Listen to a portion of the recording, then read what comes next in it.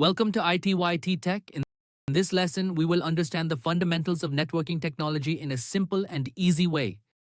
Networking technology is the foundation that allows computers and devices to communicate, share resources, and access the internet. A computer network is a collection of interconnected devices that communicate using protocols. There are different types of networks.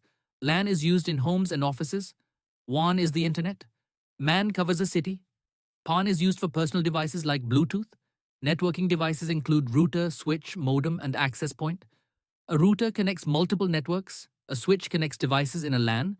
A modem converts signals. An access point provides wireless connectivity.